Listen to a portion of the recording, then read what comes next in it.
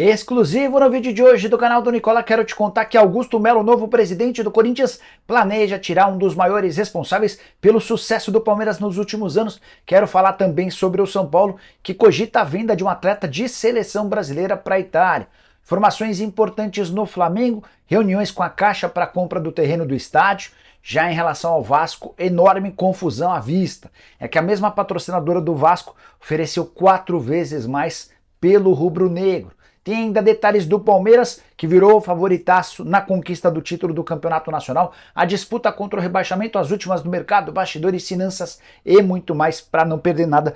Aperta o botão vermelho de inscreva-se, ative as notificações e deixa like para fazer com que o canal do Nicola chegue cada vez a mais pessoas. Para quem não me conhece, sou jornalista esportivo, trabalhando no meio desde 2000, além desse blog, além desse canal com 1.300.000 pessoas inscritas. Tenho um blog no R7, sou comentarista do Paramount Plus e também da 98, além de participar às terças-feiras do programa Os Donos da Bola do Neto. Bom, bora começar esse vídeo contando que ele tem um oferecimento de 1xBet, a mais antiga parceira do canal do Nicola, e essa semana será espetacular no Campeonato Brasileiro. Tem jogo praticamente todos os dias. Nessa segunda-feira, por exemplo, Goiás e Cruzeiro, vou de empate. Na terça-feira tem Vasco e Corinthians, vou de vitória do Vasco ou empate.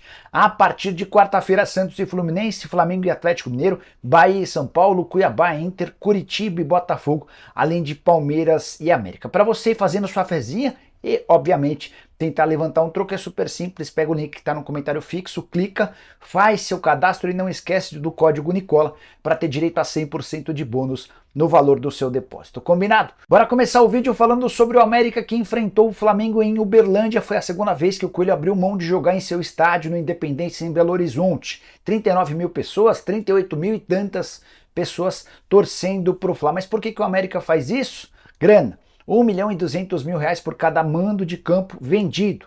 O América já havia enfrentado o Atlético Mineiro, também em Uberlândia, agora contra o Flamengo. Estamos falando de 2.400.000, absolutamente livre de impostos. Todos os custos com a viagem do América também para Uberlândia foram pagos por um organizador. Quero falar agora sobre busca ou briga contra o rebaixamento. Como é que ficou a tabela de classificação e os percentuais das chances de rebaixamento depois da rodada? Vale a lembrança de que ainda tem jogo importante que fecha essa rodada nessa segunda-feira. Goiás e Cruzeiro se enfrentam na Serrinha. Bom, América e Curitiba, 100% de chances de rebaixamento. O Goiás ficou muito perto de cair, 97%. Todos esses números que eu estou trazendo são do Tristão Garcia. Cruzeiro, 26% de chances de queda.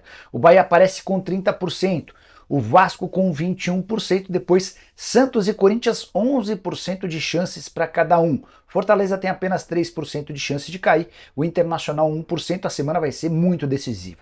Primeiro com o jogo dessa segunda-feira, já falei para vocês, Goiás e Cruzeiro. Nessa terça tem Vasco e Corinthians. O Vasco aparece hoje em 15º, o Corinthians é o 13º, os dois podem ser ultrapassados pelo Cruzeiro. Se a Raposa vencer o Goiás, ela pula para o 13º lugar e ganha 4 posições.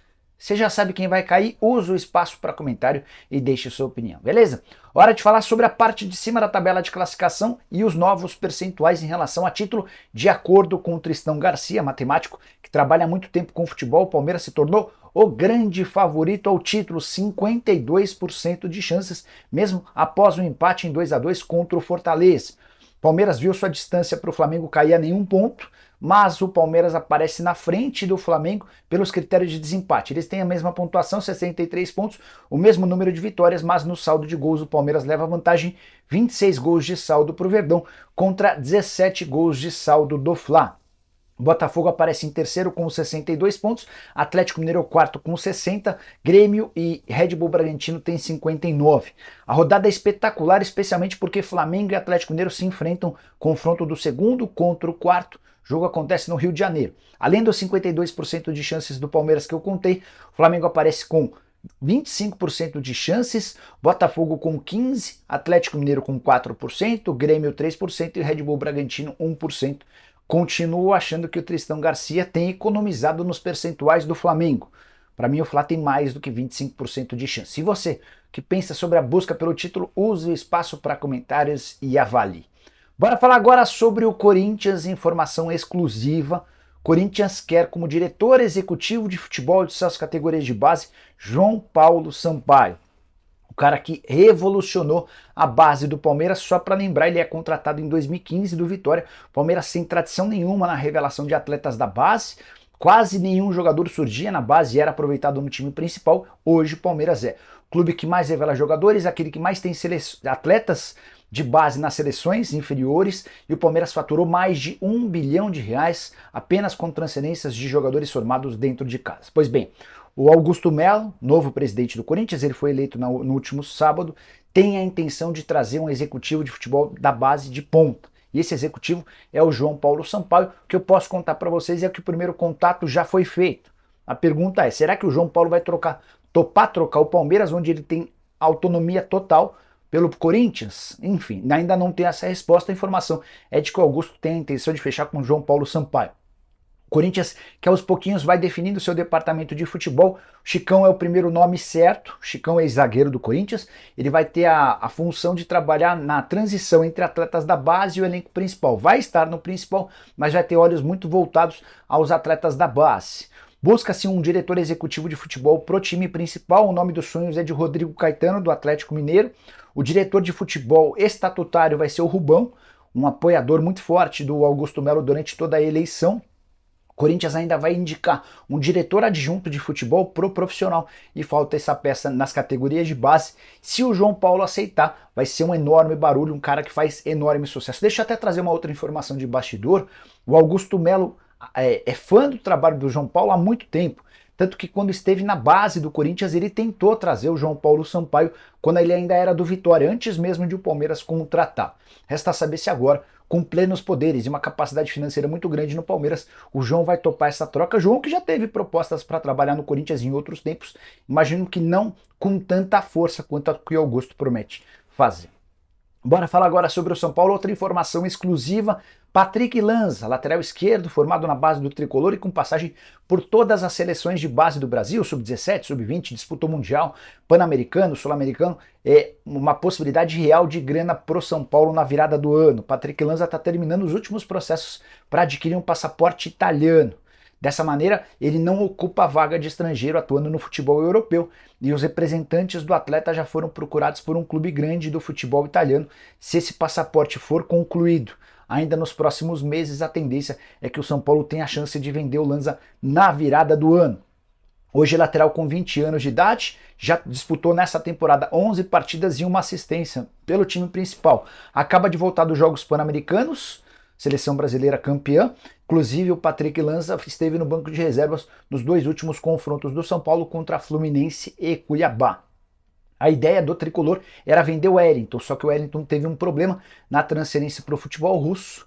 Não se sabe ao certo se ele vai ter condição de ser negociado na próxima janela de transferências. Se não der com o Wellington, o São Paulo vai tentar priorizar a venda do Patrick. Outros jogadores que podem garantir bastante dinheiro ao São Paulo na virada do ano, zagueiro Beraldo e os volantes Rodrigo Nestor e Pablo Maia, embora o Nestor esteja machucado. Bora mudar de assunto e falar agora sobre uma treta que certamente vai acontecer e eu estou adiantando para vocês. A treta envolve Vasco e Flamengo e o motivo é a PixBet, que é patrocinadora master do Vasco, paga 22 milhões de reais por temporada ao Cruz Maltino. A PixBet também já é patrocinadora do Flamengo, mas não no patrocínio master. E a PixBet fez uma oferta para o Fla para estampar sua marca no principal, na parte mais nobre da camisa, que é a parte do peito.